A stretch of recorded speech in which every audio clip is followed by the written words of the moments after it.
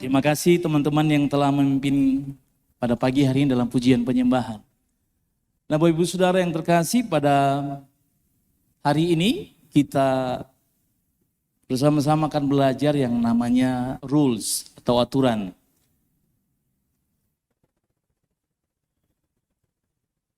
Saya kasih visual di atas itu adalah traffic light dengan lampu berwarna kuning.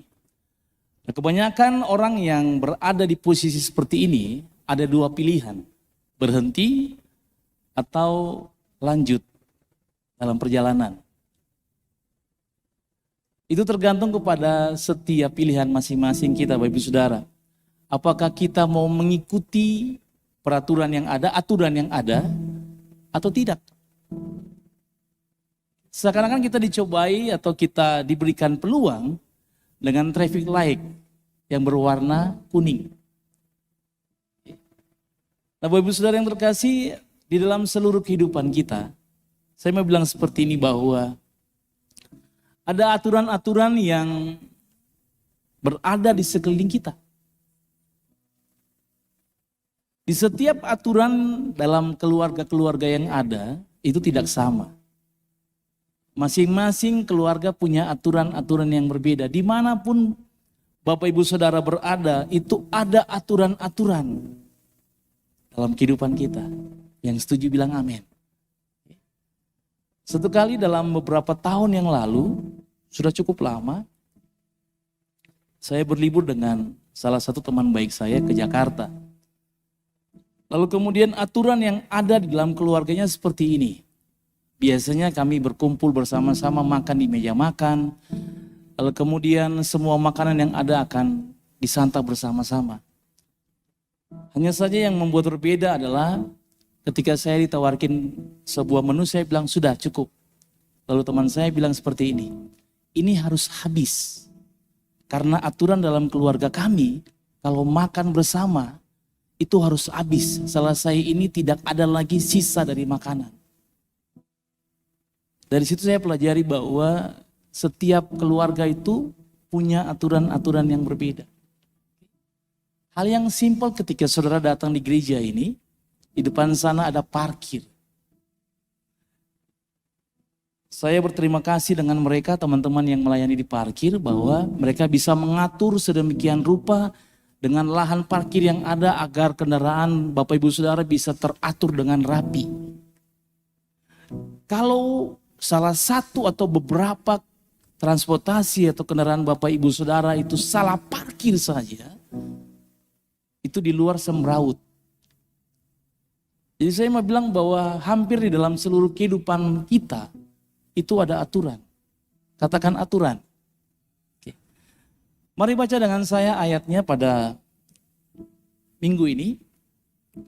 1, 2, 3. Seorang olahragawan. Oke. Mari baca sekali lagi sama-sama ya. 1, 2, 3. Seorang olahragawan hanya dapat memperoleh mahkota sebagai juara apabila ia bertanding menurut peraturan-peraturan olahraga. Yang setuju katakan amin. Dan katakan itu saya. Jadi apabila Bapak Ibu Saudara ingin menjadi pemenang, mendapatkan juara, mendapatkan mahkota, mendapatkan medali, saudara harus bertanding sesuai dengan aturan-aturan yang ada. Peraturan-peraturan yang ada. Makanya Bapak Ibu Saudara, kalau kita mendengar ada orang-orang yang tidak mengikuti aturan yang ada, maka kita akan bilang, tidak tahu aturan, tidak sopan. Karena sudah ada rules-nya, sudah ada aturannya. Dan di gereja ini sangat-sangat menekankan bagian itu. Kami yang melayani sebagai volunteer di hari Minggu, itu harus hadir dalam pertemuan volunteer. Karena itu ada aturannya. Ada aturan-aturan di bagian-bagian masing-masing. Oke. Nah, aturan itu artinya apa, Bapak Ibu Saudara? Aturan itu mempunyai pengertian, yang pertama itu cara. Katakan cara. Itu ada ketentuan, ada patokan, ada petunjuk, ada perintah yang telah ditetapkan supaya diturut diikuti. Yang berikut aturan punya arti. Tindakan atau perbuatan yang harus dijalankan. Dalam pengertian yang lain, aturan punya arti itu norma, adat, hukum, peraturan, rambu, petunjuk, tata cara, tata tertib, tatanan, bahkan perintah.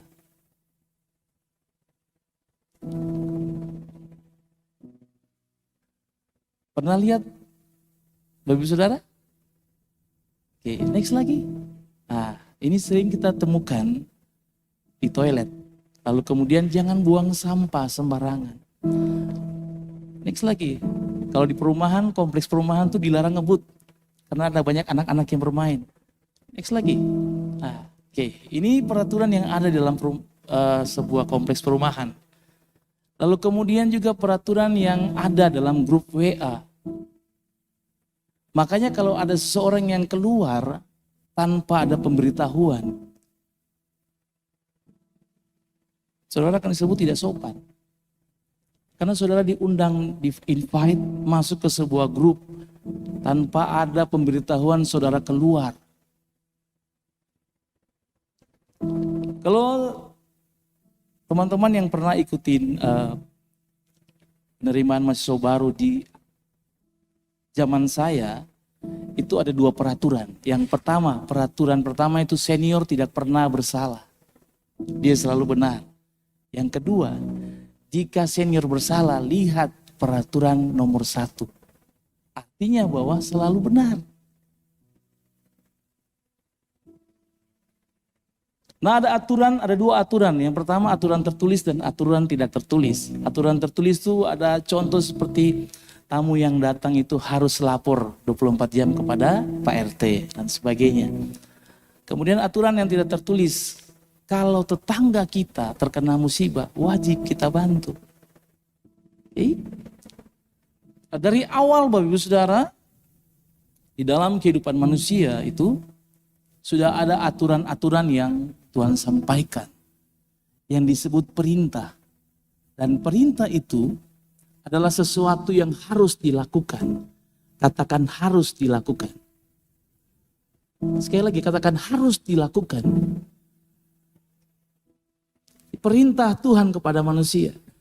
Lalu Tuhan Allah memberi perintah ini kepada manusia. Semua pohon dalam taman ini boleh kau makan buahnya dengan bebas. Tetapi pohon pengetahuan tentang yang baik dan yang jahat itu janganlah kau makan buahnya. Sebab pada hari engkau memakannya, pastilah engkau mati. Sudah ada aturan yang Tuhan berikan kepada manusia. Dari awal manusia itu diciptakan. Dia berkuasa atas burung-burung di udara, binatang, tumbuhan yang ada. Tapi ada aturan yang Tuhan berikan bagi manusia secara khusus.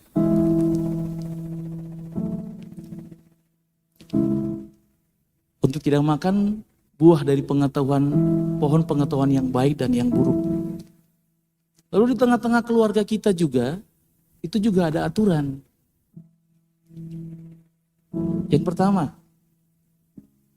hai anak-anak, taatilah orang tuamu di dalam Tuhan. Karena haruslah demikian. Anak-anak katakan harus. Di sini ada anak-anak? Atau semua orang tua? Malu-malu bagaimana ini ya? Anak-anak harus katakan haruslah. Kemudian yang berikut firman Tuhan berkata, hormatilah ayahmu dan ibumu. Ini adalah suatu perintah yang penting. Seperti yang nyata dari janji ini, supaya kamu berbahagia dan panjang umurmu di bumi. Ini porsinya untuk anak-anak, aturan untuk anak-anak, hormatilah orang tuamu. Yang berikut, antara pasangan suami istri. Firman Tuhan berkata dalam Efesus 5 ayat 22. Hai istri, tunduklah kepada suamimu. Yang istri bisa baca dengan saya pada pagi ini sama-sama. 1, 2, 3.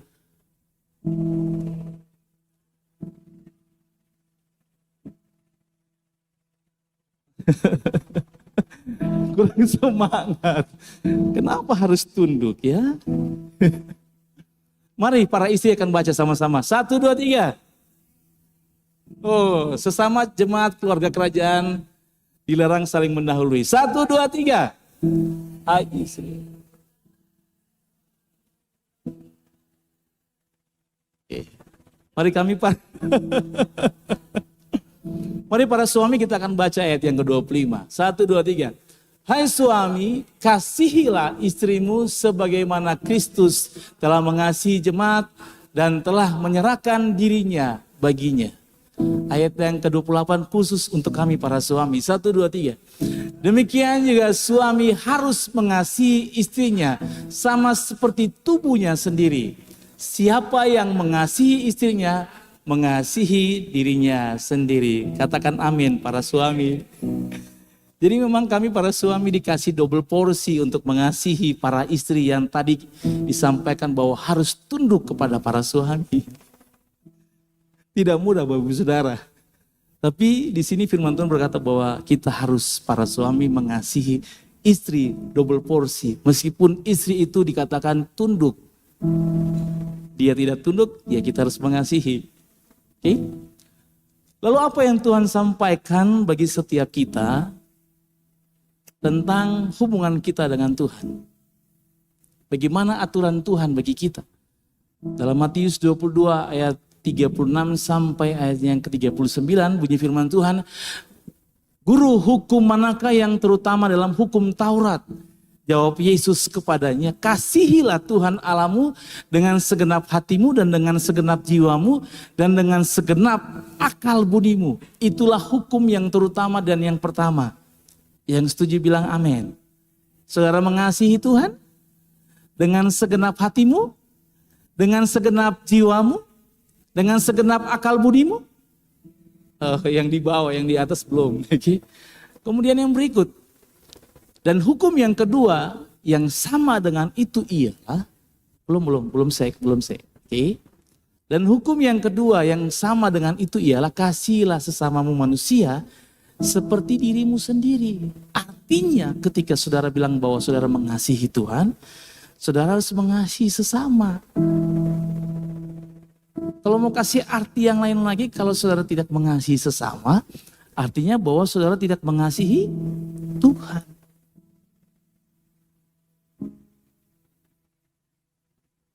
Bagaimana saudara bisa mengasihi Tuhan yang tidak kelihatan, kalau saudara tidak bisa mengasihi sesama saudara yang kelihatan? Yang kelihatannya saudara tidak mengasihi, apalagi yang tidak kelihatan.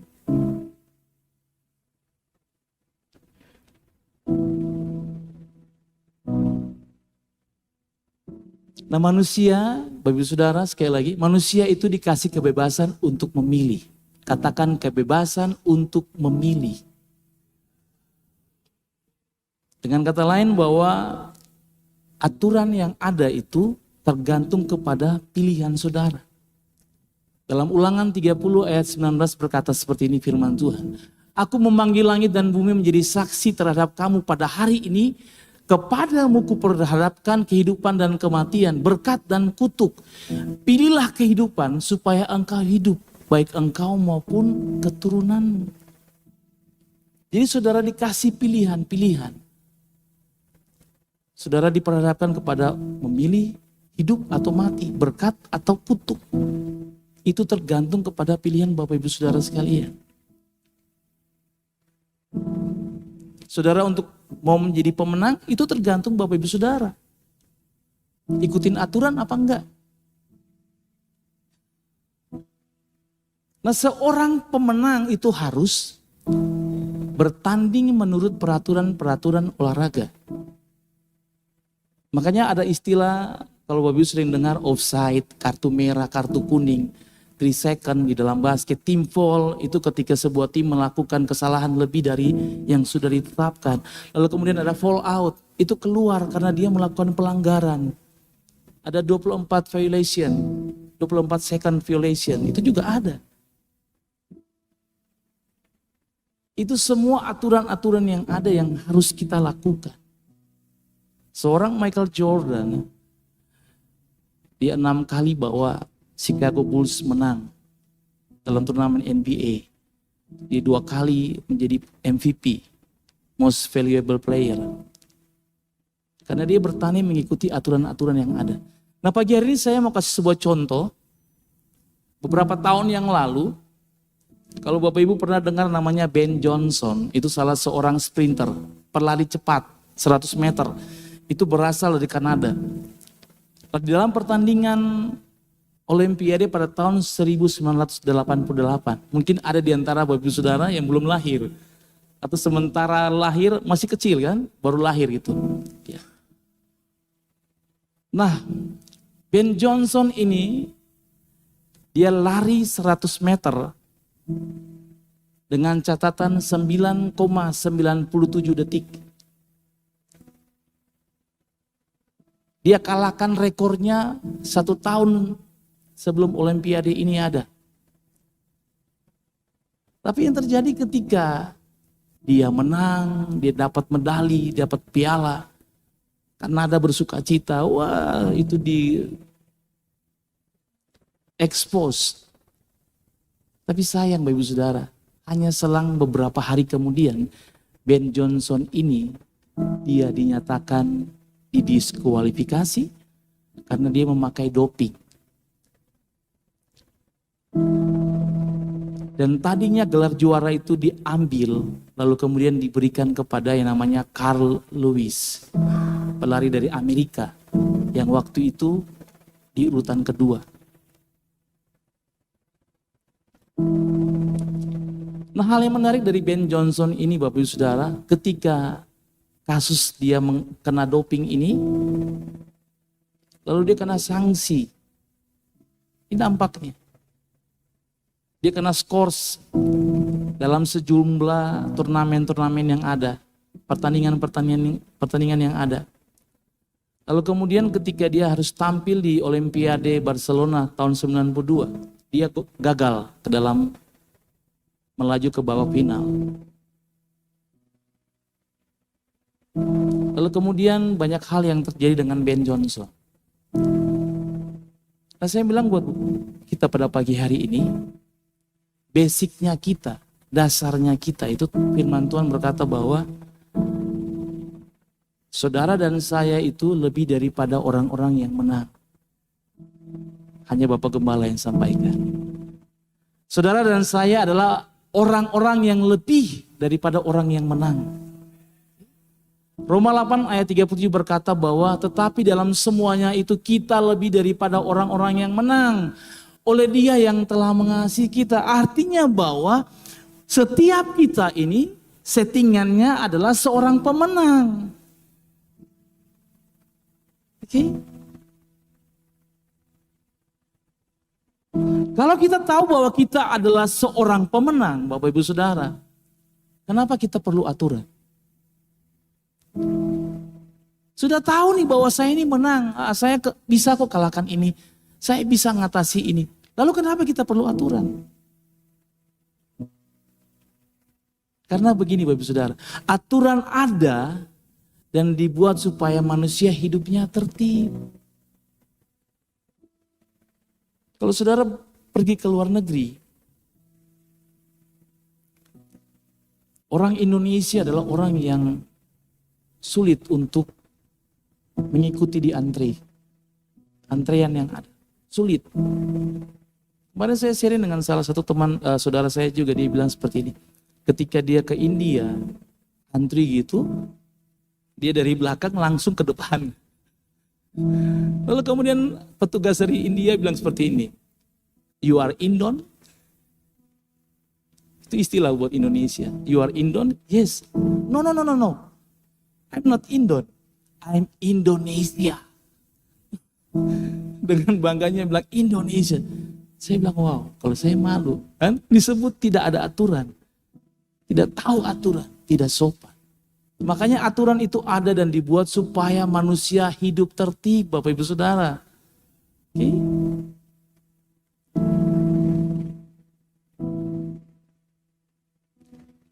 Yang terjadi seringkali adalah kita ini susah untuk diatur. Sulit untuk diatur. Ketika terjadi pelanggaran, aturan itu dilanggar, yang terjadi adalah kekacauan. Makanya Tuhan itu berikan kepada setiap kita aturan-aturan yang ada di dalam firman-Nya, Bapak Ibu Saudara. Agar apa? Agar hidup kita nih loh, yang tidak tahu aturan ini, mengikuti aturan-aturannya Tuhan. Dan aturan-aturan yang Tuhan kasih buat kita, itu baik. Amin.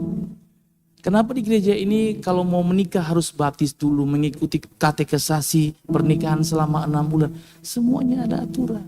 Dan itu pasti baik bagi kita. Makanya firman Tuhan berkata dalam 2 Timotius 3 ayat 16. Segala tulisan yang diilhamkan Allah memang bermanfaat untuk mengajar, untuk menyatakan kesalahan, untuk memperbaiki kelakuan, dan untuk mendidik orang di dalam kebenaran. Patokan kita apa? Firman Tuhan, Bapak Ibu Saudara. Dan yang harus kita lakukan adalah, katakan berlatih. Semua gak mau berlatih ya? Oke. Yang harus kita lakukan itu adalah berlatih, katakan berlatih. Karena tanpa berlatih kita gak akan jadi ahli, Bapak Ibu Saudara. Ini penting buat kita. Nah, di dalam berlatih itu ada beberapa poin yang saya mau bilang buat kita. Di dalam berlatih itu ada yang namanya sabar, katakan sabar. Di dalam berlatih itu ada yang namanya ikuti instruksi, katakan ikuti instruksi. Katakan taat. Oke. Ikutin yang namanya kebiasaan-kebiasaan yang ada dalam berlatih, katakan kebiasaan. Lalu yang berikut ada porsi dalam sebuah latihan, katakan porsi. Yang terakhir adalah fokus. Jadi ketika saudara berada dalam sebuah aturan, saya tulis di situ aturan adalah kesempatan. Kesempatan untuk apa? Untuk ini loh, jauh lebih baik. Makanya ada aturan-aturan yang ada.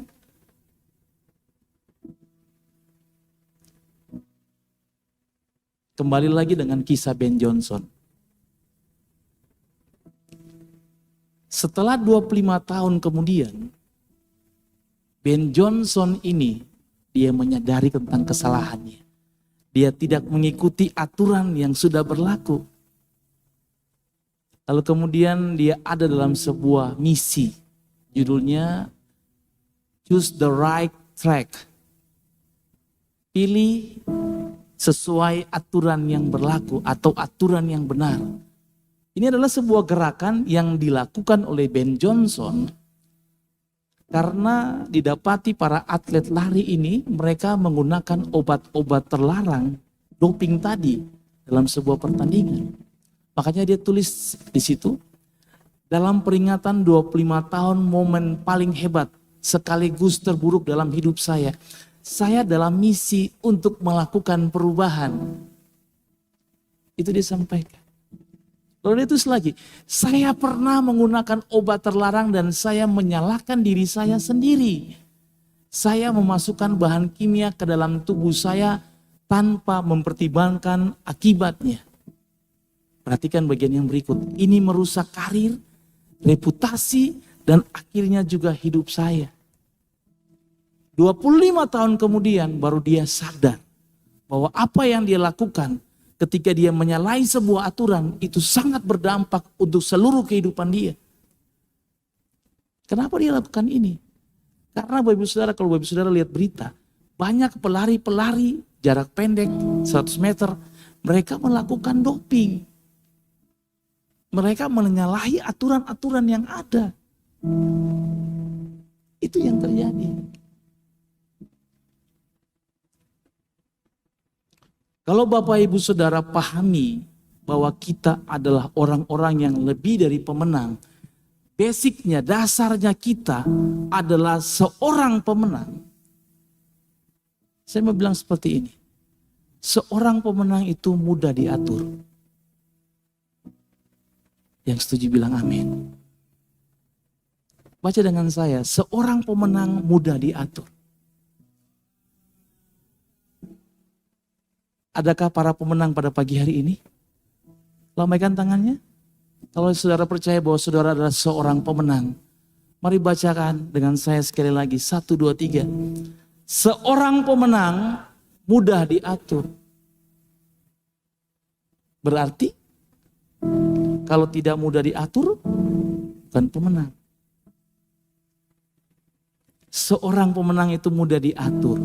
Seorang yang memenangkan sebuah pertandingan, dia mengikuti aturan-aturan yang ada. Kalau hari ini Bapak Ibu Saudara sedang berada di posisi bukan sebagai seorang pemenang, berarti saudara sedang diizinkan Tuhan, dikasih kesempatan untuk saudara mengikuti aturan-aturan yang ada. Kalau hati saudara sedang pahit, terluka, ikutin aturan yang ada. Lepaskan pengampunan. Kalau hubungan saudara dengan orang lain buruk, aturannya apa? Berdamailah dengan orang itu. Kalau saudara masih berada di dalam pertandingan, di area tertentu di dalam kehidupan Bapak Ibu Saudara, itu berarti saudara belum naik ke next level yang berikutnya. Makanya Tuhan izinkan saudara berada dalam pertandingan yang sama setiap hari, setiap waktu.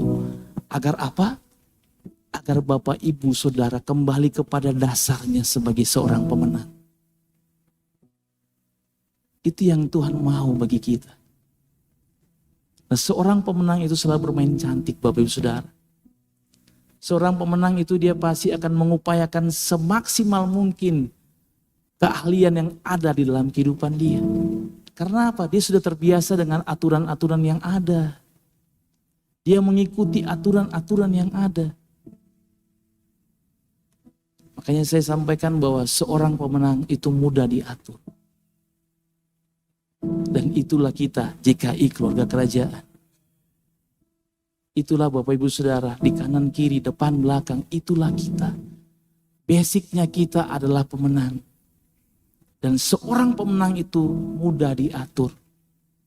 Bukan ngeyelan kata orang Jawa. Bukan orang yang keras kepala. Bukan orang yang tidak mudah diatur.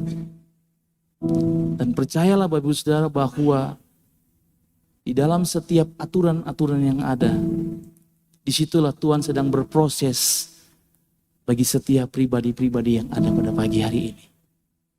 Dan izinkan Tuhan menggenapi destiny saudara sebagai seorang pemenang, dimanapun Bapak Ibu Saudara berada. Di keluarga, di tempat di mana Bapak Ibu kerja, di gereja, di komunitas di mana Bapak Ibu Saudara bertumbuh di tempat ini. Ikutin setiap aturan-aturan yang ada. Karena saudara sedang dipersiapkan sebagai seorang pemenang. Yang setuju bilang amin. Mari kita berdoa pada pagi hari ini Bapak Ibu Saudara.